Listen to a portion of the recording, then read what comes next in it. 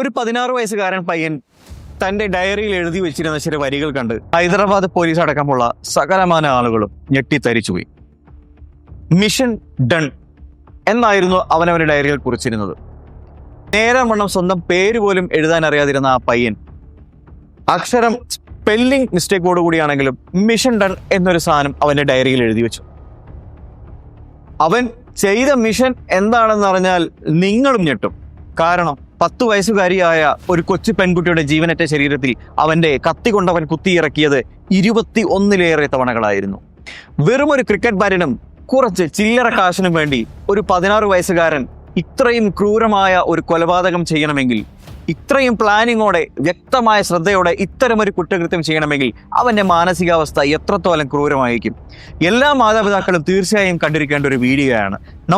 നമുക്ക് ചുറ്റുമുള്ളവർക്കോ നമുക്ക് ബന്ധപ്പെട്ടവർക്കോ ഇത്തരമൊരു സാഹചര്യം ഉണ്ടായാൽ നമ്മൾ എങ്ങനെയായിരിക്കണം കാര്യങ്ങൾ കൈകാര്യം ചെയ്യേണ്ടത്? തീർച്ചയായും ഈ വീഡിയോ നിങ്ങൾക്ക് എല്ലാവർക്കും ഉപകാരപ്പെടും. കേൾക്കുമ്പോൾ രക്തം മരവിച്ചു പോകുന്ന ക്രൂരമായ ക്രൈം സ്റ്റോറിയിലേക്ക് സ്വാഗതം. ഹൈദരാബാദിലെ ഒരു സമാധാന അന്തരീക്ഷമുള്ള റെസിഡൻഷ്യൽ ഏരിയയിലായിരുന്നു ശാസ്ത്രയും കുടുംബവും താമസിച്ചിരുന്നത്. അച്ഛൻ ഒരു മെക്കാനിക്കും അമ്മ ഒരു നഴ്സിംഗ് ഹോമിലെ നഴ്സിംഗ് അസിസ്റ്റന്റുമായിരുന്നു. ശാസ്ത്രയ്ക്ക് അങ്കണവാടിയിൽ പഠിക്കുന്ന ഒരു കുഞ്ഞനുജനും ഉണ്ടായിരുന്നു. ആർക്കും ഒരു ഉപദ്രവം ഉണ്ടാക്കാത്ത ശാന്തസുന്ദരമായ ഒരു കുടുംബം. അങ്ങനെ ഇരിക്കുകയാണ് 2025 ഓഗസ്റ്റ് 18 ആ കറുത്ത ദിവസം വന്നെത്തി. അന്ന് ശാസ്ത്രയ്ക്ക് പനിയായിരുന്നു. അവൾക്ക് സ്കൂളിൽ പോകാൻ പറ്റുമായിരുന്നില്ല. അതുകൊണ്ട് തന്നെ അവൾ അമ്മയോട് പറഞ്ഞു, അമ്മേ, ഇന്നെനിക്ക് വയ്യ, ഇന്നെനിക്ക് സ്കൂളിൽ പോകാൻ പറ്റുമെന്ന് തോന്നുന്നില്ല. എനിക്കാണെങ്കിൽ നല്ല പനിയും മേലുവേദനയും ഒക്കെ ഉണ്ട്, അതുകൊണ്ട് ഞാനിന്ന് സ്കൂളിൽ പോകുന്നില്ല. ഇത് കേട്ട ശാസ്ത്രയുടെ അമ്മ പറഞ്ഞു, ശരി മോളെ, പക്ഷെ മോൾ വീട്ടിലിരുന്ന് കഴിഞ്ഞാൽ ചിലപ്പോൾ പനി കൂടാനുള്ള സാധ്യതയുണ്ട്. അതുകൊണ്ട് മോൾ ഈ മരുന്നൊക്കെ കഴിക്കണം, ഭക്ഷണം കഴിക്കണം. അതോടൊപ്പം തന്നെ ഉച്ചയ്ക്ക് 12:30 ആവുന്ന സമയത്ത് അനിയന് അങ്കണവാടിയിൽ ഭക്ഷണം കൊണ്ട് കൊടുക്കുകയും വേണം. ഈ മരുന്നുകൾ കഴിക്കുന്നതിനോടൊപ്പം കുറച്ചു ദൂരം നടക്കുകയും ചെയ്യണം. ഇത്രയും കാര്യങ്ങൾ പറഞ്ഞുകൊണ്ട് അമ്മയുടെ ജോലിക്ക് പോയി. വീട്ടിൽ നിന്നും വെറും 100 മീറ്റർ ദൂരം മാത്രമായിരുന്നു അങ്കണവാടിയിലേക്ക് ഉണ്ടായിരുന്നത്. ഇത്രയും കാര്യങ്ങൾ കേട്ട സ്ഥിതിക്ക് ശാസ്ത്ര പറഞ്ഞു, ശരി അമ്മേ, അമ്മ പോയിട്ട് വരും. അമ്മയും അച്ഛനും പതിവ് പോലെ ജോലിക്ക് പോയി. അനിയൻ അങ്കണവാടിയിലേക്കും പോയി. ഇപ്പോ ഈ സാഹചര്യത്തിൽ ശാസ്ത്ര മാത്രമാണ് ആ വീട്ടിലുണ്ടായിരുന്നത്. ഉച്ചയ്ക്ക് കൃത്യം 12:30 മണിയായപ്പോൾ ശാസ്ത്രയുടെ അച്ഛൻ്റെ ഫോണിലേക്ക് ഒരു കോൾ വരികയാണ്. എല്ലാ കുട്ടികളുടെയും വീട്ടിൽ നിന്ന് കൃത്യം ഭക്ഷണം കൊണ്ടുവന്നു, പക്ഷെ നിങ്ങളുടെ മകന് മാത്രം ഇതുവരെ ആരും ഭക്ഷണം കൊണ്ടുവന്നില്ലല്ലോ, എന്തു പറ്റി? ഇത് കേട്ട ശാസ്ത്രയുടെ അച്ഛന് ചെറിയ രീതിയിലൊരു മനപ്രയാസം ഉണ്ടായി. കാരണം രാവിലെ ശാസ്ത്രേനെ എല്ലാം പറഞ്ഞ് ഏൽപ്പിച്ചതാണ്. ശാസ്ത്രയാണെങ്കിൽ ഇന്ന് സ്കൂളിൽ പോയിട്ടുമില്ല. അപ്പൊ കൃത്യം 12:30 മണിക്ക് അനിയന് ഭക്ഷണം കൊണ്ടുപോയി കൊടുക്കണം എന്നുള്ള കാര്യമൊക്കെ നേരത്തെ പറഞ്ഞിട്ടുണ്ടായിരുന്നു. അതുകൊണ്ട് തന്നെ അവർ ചെറുതായിട്ട് പാനിക് ആവാൻ തുടങ്ങി. അച്ഛൻ ഉടൻ തന്നെ വീട്ടിലെ നമ്പറിലേക്ക് വിളിച്ചു. മാറി മാറി വിളിച്ചെങ്കിലും ആരും ഫോൺ എടുക്കുന്നുണ്ടായിരുന്നില്ല. ഒരു പക്ഷേ മരുന്നിന്റെ സഡേഷൻ കാരണം തന്റെ മകൾ ഉറങ്ങിപ്പോയിട്ടുണ്ടാവും എന്ന് കരുതിയ ശാസ്ത്രയുടെ അച്ഛൻ നേരെ വീട്ടിലേക്ക് ചെല്ലുകയാണ്. നേരെ വീട്ടിലേക്ക് ചെന്ന അദ്ദേഹം ഹാളിലും ഡൈനിങ് റൂമിലും എന്ന് തുടങ്ങി സകലമാന സ്ഥലങ്ങളിൽ തന്റെ മകളെ അന്വേഷിക്കുകയാണ്. പക്ഷെ എവിടെയും അദ്ദേഹം തന്റെ മകളെ കണ്ടില്ല. അത് കഴിഞ്ഞ് നേരെ അദ്ദേഹം ചെന്നത് മാസ്റ്റർ ബെഡ്റൂമിലേക്കായിരുന്നു. പക്ഷേ മാസ്റ്റർ ബെഡ്റൂമിലേക്ക് ചെന്ന അദ്ദേഹം കണ്ടത് ഒരച്ഛനും തന്റെ ജീവിതത്തിൽ കാണാൻ ആഗ്രഹിക്കാത്ത കാര്യങ്ങളായിരുന്നു. രക്തത്തിൽ കുളിച്ചു കിടക്കുന്ന തന്റെ മകളുടെ ശരീരം, തന്റെ മകളുടെ കഴുത്തും വയറുമെല്ലാം അറുക്കപ്പെട്ടിരിക്കുന്നു. ആ കാഴ്ച കണ്ട് ആ അച്ഛന്റെ കണ്ണുകളും തലയും ഒരുപോലെ മരവിച്ചുപോയി. തന്റെ മകൾക്ക് ജീവനില്ലെന്ന് വിശ്വസിക്കാൻ അദ്ദേഹത്തിന് കഴിഞ്ഞില്ല. വിവരമറിഞ്ഞ ഉടനെ തന്നെ അമ്മ അങ്ങോട്ടേക്ക് എത്തി. ഉടനെ തന്നെ അച്ഛൻ അലറി വിളിച്ചു. ഇത് കേട്ട് അവിടുന്ന് ആളുകൾ ഓടിക്കൂടി. മാത്രമല്ല വിവരമറിഞ്ഞ് അമ്മ ഉടനെ അവിടെ എത്തി. അമ്മ ഉടനെ അവിടെ എത്തിയ ശേഷം കണ്ട കാഴ്ച എന്ന് പറയുന്നത് കണ്ണിനെ മരവിപ്പിക്കുന്ന ഇത്തരമൊരു കാഴ്ച ഒരിക്കലും കാണാൻ ആഗ്രഹിക്കാത്തതായിരുന്നു.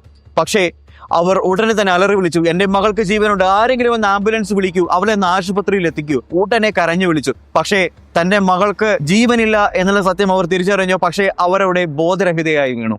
ആ ശാന്തമായ കോളനിയുടെ അവസ്ഥയെ ഭേദിച്ചുകൊണ്ട് കോളനിയിലേക്ക് പോലീസ് എത്തി. പോലീസ് അന്വേഷണം ആരംഭിച്ചു. ആദ്യം അവർ കരുതിയത് ഒരു പക്ഷേ ഇതൊരു കവർച്ചാ ശ്രമമായിരിക്കാം. പക്ഷേ ആ വീട്ടിൽ നിന്നും വിലപിടിപ്പുള്ള യാതൊരു സാധനങ്ങളും കളഞ്ഞു പോയിട്ടില്ല. ഒരു പക്ഷേ ഹൈദരാബാദിന്റെ പ്രാന്തപ്രദേശങ്ങളിൽ ചിലയിടങ്ങളെല്ലാം നരബലി നടക്കാറുണ്ട്. ഒരു പക്ഷേ ഇതായിരിക്കാമോ എന്ന് വരെ അവർ സംശയിച്ചു. പിന്നീടാണ് പോലീസ് ആ വീടിന് മുൻപിലുള്ള CCTV ശ്രദ്ധിച്ചത്. CCTVയിലുള്ള മുഴുവൻ ദൃശ്യങ്ങളും പോലീസ് അരിച്ചു പെറുക്കി. രാവിലെ 6 മണി മുതൽ ഉച്ചയ്ക്ക് 12:30 വരെയുള്ള സകലമാന ഫുട്ടേജുകളും പോലീസ് അരിച്ചു പെറുക്കിയെങ്കിലും ആ വീടിന് മുൻവശത്തു കൂടെയോ സൈഡിലൂടെയോ ആരും തന്നെ ആ വീടിനകത്തേക്ക് പ്രവേശിക്കുന്നതായിട്ടുള്ള യാതൊരു സീനും ആ CCTV-യിൽ നിന്ന് കണ്ടെത്താൻ അവർക്ക് കഴിഞ്ഞില്ല. പക്ഷേ ആ വീടിനകത്ത് ആരോ കയറിയിരിക്കുന്നു, തങ്ങളുടെ മകളെ കൊലപ്പെടുത്തിയിരിക്കുന്നു. ഇതൊരു യാഥാർത്ഥ്യം തന്നെയാണ്. പക്ഷേ ആരായിരിക്കാം ആ കൊലപാതകം ചെയ്തത്? പോലീസ് ആ ബിൽഡിങ്ങിലുള്ള ഓരോ റൂമും അരിച്ചു പെറുക്കി എല്ലാവരെയും ചോദ്യം ചെയ്യാൻ തുടങ്ങി. അപ്പോഴാണ് ആ ബിൽഡിങ്ങിന്റെ 4ാം നിലയിൽ താമസിക്കുന്ന 14 വയസ്സുകാരനായ ഒരു പയ്യൻ പോലീസ് കോൺസ്റ്റബിളിന്റെ അടുത്തേക്ക് വരുന്നത്. എന്നിട്ട് ആ പയ്യൻ പോലീസിനോടായിട്ട് പറഞ്ഞു, അങ്കിൾ, രാവിലെ 10:30 ആയ സമയത്ത് ആ വീട്ടിൽ നിന്നും ഞാനൊരു ശബ്ദം കേട്ടു. അപ്പാ അപ്പാ എന്നുറക്കെ വിളിക്കുന്ന ഒരു ശബ്ദമായിരുന്നു ഞാൻ കേട്ടത്. ആരോ പരസ്പരം തല്ലുകൂടുന്ന ഒരു ശബ്ദവും കേട്ടിരുന്നു. പോലീസിന് ചെറിയൊരു ക്ലൂ ലഭിച്ചു. പക്ഷേ ആരും അകത്ത് കടന്നിട്ടില്ലാത്ത സാഹചര്യത്തിൽ ആരായിരിക്കാം ആ കൊലപാതകം ചെയ്തത്? അപ്പോഴാണ് പോലീസ് ഒരു കാര്യം ശ്രദ്ധിക്കുന്നത്. ശാസ്ത്രയുടെ വീട് നിൽക്കുന്ന ബിൽഡിങ്ങും അതേപോലെ അതിന് തൊട്ടടുത്ത ബിൽഡിങ്ങും തമ്മിൽ 2 അടി ഗ്യാപ്പ് മാത്രമേ ഉള്ളൂ. ഈ ബിൽഡിങ്ങിന്റെ പാരപ്പറ്റിലൂടെ തൊട്ടടുത്ത ബിൽഡിങ്ങിലേക്ക് ഈസി ആയിട്ട് ചാടാൻ പറ്റും. ആ കോളനിയിൽ മറ്റൊരു എഞ്ചിനീയർ കൂടി ഉണ്ടായിരുന്നു. നമ്മുടെ കഥയിലെ അടുത്ത ട്വിസ്റ്റ് സംഭവിക്കാൻ പോകുന്നത് അദ്ദേഹത്തിന്റെ ഒരു മൊഴിയിലൂടെയാണ്. ഈ സമയത്ത് ഈ എഞ്ചിനീയർ ചെന്നിട്ട് ആ പോലീസ് കോൺസ്റ്റബിളിനോട് ഒരു കാര്യം പറയാണ്. സർ, ഈ പറഞ്ഞ സമയത്ത് ഒരു പയ്യൻ ആ പാരപ്പറ്റിനടിയിലൂടെ നുഴഞ്ഞു നീങ്ങുന്നത് ഞാൻ കണ്ടിട്ടുണ്ടായിരുന്നു.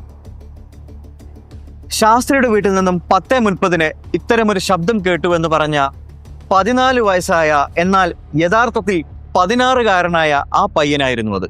സംശയം തോന്നിയ പോലീസ് അവന്റെ മാതാപിതാക്കളെ വിളിച്ചു.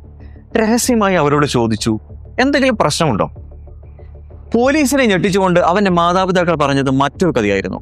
ഓഗസ്റ്റ് 18, 11 മണിയായ സമയത്ത് ഈ പയ്യൻ അവന്റെ വസ്ത്രങ്ങളെല്ലാം വാഷിംഗ് മെഷീനിലിട്ട് സ്വയം കഴുകാൻ തുടങ്ങി. ജനിച്ച കാലം മുതൽ അവനെ ഓർമ്മ വെച്ച കാലം വരെ അവന്റെ യാതൊരു വസ്ത്രങ്ങളും അവൻ ഇതുവരെ അലക്കിയിട്ടില്ല. ഈ വിചിത്രമായ സംഭവം കണ്ട് അവന്റെ അമ്മ അവനോട് ചോദിച്ചു, മോനെ, നീ എന്താണ് ഈ ചെയ്യുന്നത്? നീ ഇതുവരെ നിന്റെ വസ്ത്രങ്ങൾ ഒന്നും അലക്കുന്നത് ഞാൻ നേരിട്ട് കണ്ടിട്ടില്ലല്ലോ. ഇത് കേട്ട പയ്യൻ അമ്മയോട് പറഞ്ഞു, അമ്മേ, ഞാൻ കളിച്ചപ്പോൾ എൻ്റെ വസ്ത്രത്തിലൊക്കെ കുറച്ച് ചളിയായി, അതുകൊണ്ട് അമ്മേനെ ബുദ്ധിമുട്ടിക്കേണ്ട എന്ന് കരുതിയിട്ട് ഞാനിത് സ്വയം അലക്കുകയാണ്. പോലീസിന് കാര്യങ്ങൾ ഏകദേശം വ്യക്തമായി. അവന്റെ റൂമും അവന്റെ പരിസരവും ഒക്കെ ഒന്ന് വ്യക്തമായിട്ട് പരിശോധിച്ചപ്പോൾ പോലീസിന് മറ്റുള്ള ചില കാര്യങ്ങൾ കണ്ടെത്താൻ സാധിച്ചു. ഇവന്റെ പ്രായം ഇതാണെങ്കിലും ഇവൻ ജീവിതത്തിലെ ഏകദേശം 8 മുതൽ 10 മണിക്കൂർ വരെ സമയം ചെലവഴിച്ചത് ക്രൂരമായ കൊലപാതകങ്ങളും അതേപോലെ തന്നെ നിഗൂഢമായ ഈ രഹസ്യ കൊലപാതകങ്ങളൊക്കെ ചെയ്തിട്ടുള്ള ക്രൈം സ്റ്റോറികൾ കാണാൻ വേണ്ടിയിട്ട് ഇവന്റെ ജീവിതത്തിലെ നല്ലൊരു സമയം മാറ്റിവെച്ചിട്ടുണ്ട്. കൂടാതെ അവന്റെ സ്കൂൾ ബുക്ക് പരിശോധിച്ച സമയത്ത്, അതായത് അവന്റെ ഡയറി പരിശോധിച്ച സമയത്ത് അതിൽ എഴുതി വെച്ചിരിക്കുന്ന കുറച്ച് സെന്റൻസുകൾ പോലീസിന്റെ കണ്ണിൽ സ്ട്രൈക്ക് ചെയ്യുകയാണ്.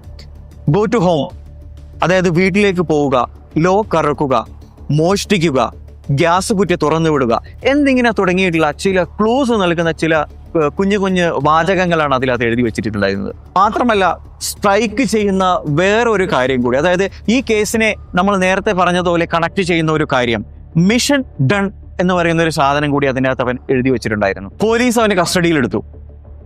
അണ്ടർ 18 ആയതുകൊണ്ട് തന്നെ ഒരു സൈക്കോളജിസ്റ്റിന്റെ സാന്നിധ്യത്തിലാണ് അവനെ ചോദ്യം ചെയ്തത്. അവനെ ചോദ്യം ചെയ്ത സാഹചര്യത്തിലെല്ലാം അവനതിനെ എതിർക്കുക മാത്രമാണ് ചെയ്തത്. അവസാനം ശക്തമായ തെളിവോടുകൂടി അവനെ ചോദ്യം ചെയ്യാൻ തുടങ്ങിയപ്പോൾ അവൾ പോലീസിനെ നോക്കി പുച്ഛഭാവത്തിൽ ചോദിച്ചു, അതെ, ഞാൻ തന്നെയാണ് അവളെ കൊന്നത്. അതിനിപ്പോ എന്താ? കേസെടുക്കൂ, എനിക്ക് വീട്ടിൽ പോകണം. വെറും ഒരു 10 വയസ്സുകാരിയെ ഇത്രയും ക്രൂരമായി കൊലപ്പെടുത്താൻ എന്ത് കാരണമാണ് അവന് പറയാനുള്ളത്? സത്യത്തിൽ അവന്റെ കാരണം കേട്ട് പോലീസും മറ്റുദ്യോഗസ്ഥരും തലയിൽ കൈവച്ചുപോയി. ശാസ്ത്രയുടെ വീട്ടിൽ ഒരു സാധാരണ ക്രിക്കറ്റ് ബാറ്റ് ഉണ്ടായിരുന്നു. ക്രിക്കറ്റിനോടുള്ള ഭ്രാന്ത് മൂലം അവൾ അതിന്റെ മേത്ത് MRF എന്ന് എഴുതി വെച്ചിട്ടുണ്ടായിരുന്നു. ഈ ബാറ്റ് മോഷ്ടിക്കുക എന്ന ലക്ഷ്യത്തോടു കൂടിയാണ് നമ്മുടെ കഥാപാത്രം ശാസ്ത്രയുടെ വീട്ടിൽ കയറുന്നത്. ശാസ്ത്രയുടെ വീട്ടിൽ നുഴഞ്ഞു കയറി അവൻ ക്രിക്കറ്റ് ബാറ്റ് മോഷ്ടിക്കുകയും തുടർന്ന് പൂജാമുറിയിൽ നിന്ന് കുറച്ച് ചില്ലറ കാശ് എടുക്കുകയും മാത്രമല്ല നേരെ അടുക്കളയിൽ വന്ന് ഗ്യാസ് കുറ്റി തുറന്നു വിടാനും ശ്രമിച്ചു. പക്ഷേ ഈ ഗ്യാസ് കുറ്റി തുറന്നു വിടാൻ ശ്രമിക്കുന്നതിനിടയിലാണ് നമ്മുടെ ശാസ്ത്ര അവിചാരിതമായി അടുക്കളയിലേക്ക് ചെല്ലുന്നത്. അവിചാരിതമായി അടുക്കളയിലേക്ക് ചെന്ന ശാസ്ത്ര അവനെ ശക്തമായി ശാസിച്ചു. നീ എന്താണ് ഈ ചെയ്യുന്നത്? ഞാൻ എൻ്റെ അച്ഛനോട് പറഞ്ഞു കൊടുക്കും. സാർ, എൻ്റെ പ്ലാൻ എന്ന് പറഞ്ഞത് പ്ലാൻ എ, അവിടെ നിന്ന് മോഷണം നടത്തുക. പ്ലാൻ ബി, ആരെങ്കിലും അത് കണ്ടാൽ അവരെ തീർക്കുക എന്നത് മാത്രമായിരുന്നു. സത്യത്തിൽ എൻ്റെ പ്ലാൻ വർക്കായി. പക്ഷേ പ്ലാൻ ബിയും എനിക്ക് ഒരുപോലെ അപ്രോച്ച് ചെയ്യേണ്ടി വന്നു. കാരണം ഞാൻ മോഷ്ടിക്കുന്ന സമയത്ത് അവൾ അത് കണ്ടു. അവൾക്ക് ആ സീനിൽ വരേണ്ട യാതൊരു ആവശ്യവുമില്ലായിരുന്നു. തുടർന്ന് ഞാൻ അവളുടെ മുതുകിലേക്ക് കയറിയിരുന്ന് എന്റെ കത്തി കൊണ്ട് 14 തവണ അവളുടെ കഴുത്തിലും 7 തവണ അവളുടെ വയറ്റിലുമായി കുത്തുകയായിരുന്നു. പ്രായപൂർത്തിയാകാത്തത് കൊണ്ട് തന്നെ ജുവനൈൽ ജസ്റ്റിസ് പ്രകാരം കേവലം 3 വർഷത്തെ ശിക്ഷ മാത്രമേ അവന് ലഭിക്കുകയുള്ളൂ എന്ന ഗൂഗിൾ റിസർച്ചിന്റെ ശക്തമായ പഠനത്തിന്റെ അടിസ്ഥാനത്തിൽ കൂടിയാണ് അവൻ ഇങ്ങനൊരു കളവും കൊലപാതകവും ചെയ്തത്. പക്ഷേ ശാസ്ത്രയുടെ മാതാപിതാക്കൾ കോടതിയോട് കേണപേക്ഷിക്കുന്നുണ്ട്. ദയവ് ചെയ്ത് അവന് ഈ ശിക്ഷ മാത്രം പോരാ, അവന് ഇതിനേക്കാൾ കൂടുതൽ കടുത്ത ശിക്ഷ അർഹിക്കുന്നുണ്ട്. സത്യത്തിൽ ഇതൊരു വലിയ മെസ്സേജാണ്. ഇന്നത്തെ കാലത്തെ സമൂഹത്തിലെ കുട്ടികളുടെ മൊബൈൽ ഫോണിന്റെ ഉപയോഗം എത്രത്തോളമാണെന്ന് എല്ലാ മാതാപിതാക്കൾക്കും തീർച്ചയായും അറിയാം. നമ്മളുടെ മക്കൾ ഇന്റർനെറ്റിലൂടെ എന്ത് കാണുന്നു, എന്ത് കേൾക്കുന്നു എന്ന് തിരിച്ചറിയേണ്ടത്, എന്ന് വീക്ഷിക്കേണ്ടത് നമ്മൾ ഓരോരുത്തരുടെയും കടമയാണ്. കാരണം ഇത്തരത്തിൽ ക്രൈം സ്റ്റോറികളും സീരീസുകളും ക്രൂരമായ കൊലപാതകങ്ങളും കാണുന്ന പിഞ്ചു കുഞ്ഞുങ്ങളുടെ മനസ്സ് എത്രത്തോളം ക്രൂരമായിരിക്കാം നിങ്ങൾ ചിന്തിച്ചു നോക്കൂ. നിത്യാഭ്യാസി ആനയെ എടുക്കും എന്ന് പറയുന്നത് പോലെ കൃത്യമായി ഒരാൾ ഇതെല്ലാം വീക്ഷിക്കുകയും കാണുകയും ചെയ്യുമ്പോൾ അയാൾക്കും ഇതെന്താണെന്ന് അറിയാനും ഇതെന്താണെന്ന് പ്രാക്ടിക്കലായി ചെയ്തു നോക്കാനുമുള്ള ഒരു ത്വര ഉണ്ടാവുന്നത് ഒരിക്കലും അയാളുടെ കുറ്റം കൊണ്ട് മാത്രമല്ല, സമൂഹം എങ്ങനെ അതിനെ ട്രീറ്റ് ചെയ്യുന്നു എന്നുള്ള ഒരു കാരണം കൂടി വെച്ചുകൊണ്ടാണ്. നിങ്ങളുടെ മക്കൾ തീർച്ചയായും എന്താണ് കാണേണ്ടത്, കേൾക്കേണ്ടത് എന്ന് അവരുടെ കുഞ്ഞു പ്രായത്തിൽ തീരുമാനിക്കേണ്ടത് നിങ്ങളാണ്. അതിക്രൂരമായ ഗെയിമുകളും വീഡിയോകളും ക്രൂര കൊലപാതകവും കാണുന്ന നിങ്ങളുടെ പിഞ്ചു കുഞ്ഞുങ്ങളുടെ മനസ്സ് അതേപോലെ തന്നെ കല്ലായി തീരാൻ സാധ്യതയുണ്ട്. അതുകൊണ്ട് തന്നെ നിങ്ങളുടെ മക്കൾ കാണുന്ന കാഴ്ചകളും നിങ്ങളുടെ മക്കളുടെ ഹിസ്റ്ററിയും, അതായത് ഇന്റർനെറ്റ് ഹിസ്റ്ററിയും പരിശോധിക്കാൻ നിങ്ങളൊരു കാരണവശാലും മടി കാണിക്കരുത്. മറ്റൊരു ശാസ്ത്ര ഇനി നമ്മുടെ ഭൂമിയിൽ ഉണ്ടാവാതിരിക്കട്ടെ. ഈ വീഡിയോയെക്കുറിച്ച് നിങ്ങളുടെ അഭിപ്രായം എന്താണ്? ഇത്തരം സംഭവങ്ങളിൽ നിങ്ങൾ എങ്ങനെയായിരിക്കും പ്രതികരിക്കുക? തീർച്ചയായും ഈ വീഡിയോയ്ക്ക് താഴെ കമന്റായി രേഖപ്പെടുത്തുക. മറ്റൊരു വീഡിയോയിൽ കാണുന്നത് വരേക്കും ഗുഡ് ബൈ.